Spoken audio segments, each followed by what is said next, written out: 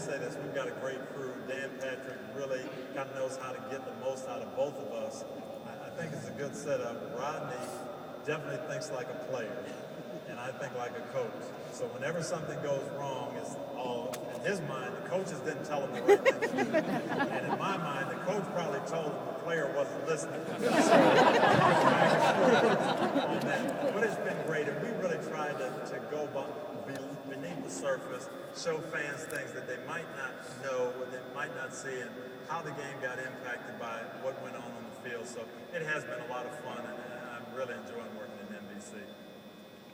Coach, Robert Stegman would like to know, how do you find time to mentor folks, do game analysis on TV, make local appearances like this today, and spend time with your family? And we want to thank you for your inspiration and time today. Well, thank you very much. It is difficult. You have to kind of pick your spots, and time management is really important. Trying to block that time out to make sure you do enough with your family. Fortunately, the job I have is pretty family friendly, and I can bring my kids at times. I can be home on Saturdays now and help out. But I will have to give a big shout out to you guys at FedEx, because you're very, very helpful. I get every Monday 14 games that get DVDs that come to my house. They're always there every Monday morning from FedEx.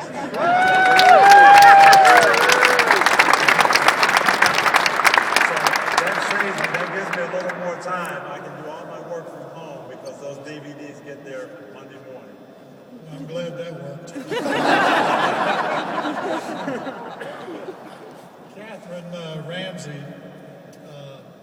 wants to know if you miss coaching, and are you writing new books? You just told us a little bit about the books, but tell us about. Yeah, I do miss coaching, but what I miss is the relationships, and it's probably just like you guys. When I coached for the Colts, we had 53 players and 16 coaches, probably 40 staff people. So you look at 100 people and you kind of know what's going on in their lives. And you find out things and you're around them every day. And all of a sudden you miss that, and now you have to catch up on the phone or whatever. But being there every day to know about people's families, what's going on, I miss those relationships. And relationships are kind of what we write about in the books, and we do have 4 kids' books coming out this year. They're all kind of centered around a family. It happens to be 8 kids and a mom and dad. And, a lot of times, you'll see the family in Colts uniform gear and stuff. I don't know where that comes from.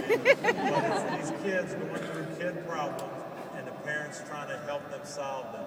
So we've got one where our son gets lost at the stadium because he doesn't listen to mom and stay together when they go to the concession stand. We've got one on bullying coming out, which kind of was true. Our 5-year-old went to sign up and play soccer, and they told him he was too little. The big kids didn't want him to play. So just kind of those problems that you all go through with your kids, and the parents are there to kind of help massage and help them get through. So that's been the inspiration behind it, and it's something we're really, really enjoying doing as a couple. Coach, Bob Christman would like to know, how large a role does faith play in your everyday life? You know, people ask me that all the time, and I've gotten that question a lot with this Tim Tebow phenomenon. And I guess I'm a lot like Tim, where my Christian faith and my beliefs, I really can't separate that from who I am. So that goes with me, whether I'm coaching the Colts, whether I'm on NBC, whether I'm out working for All Pro Dad. Every question that I get, every comment that I make is filtered through what I believe about the Lord and how He's directing me. So it's important. And when people say, well, I wish you wouldn't talk so much about that, or I wish you'd be not as straightforward about your faith, that's hard for me because it's really who I am.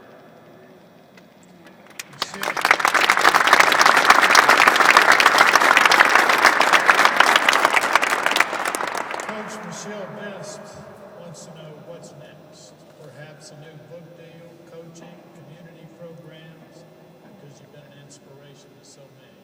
Where do you go from there? Well, I'm not really sure what's next.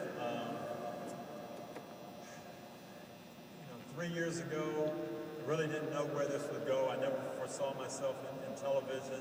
I've had some opportunities to do different things. A lot of people have approached me with great projects, and I do. I try to pray about them and see how I can leverage what I do best and help communities get better. So I don't know exactly where that'll be. I'm just trusting the Lord that eventually I'll find some new project. Michael Nally, I'm sorry, Nally or Nally, I'm sorry, I messed up his name. Is he here? Michael? Sorry about the last name. We'd like to know if you'd ever considered joining the Colts or any other NFL organization in the front office. You know, I've been asked that question too, and I never really saw myself as a front office person. I felt that my strength was in coaching and developing young men and helping them become better players and better people. And I thought that was my gift and kind of strategy and coaching. So when people have asked me about putting the team together, about management, it's not something I've ever really considered because I didn't really think that was my gift. Coach, we want to thank you for your time today. And thank you for that discussion.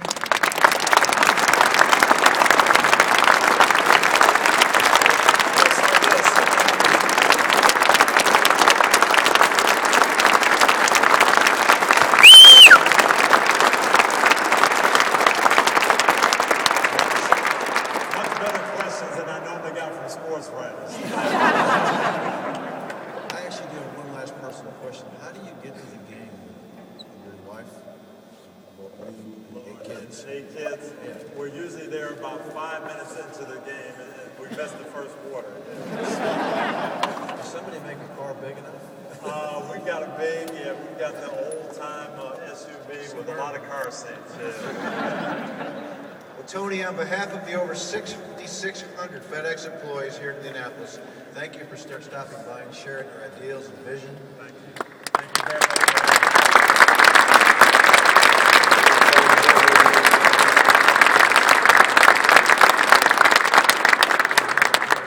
You're truly an inspiration to all of us. And FedEx is proud to provide support to the community work for you.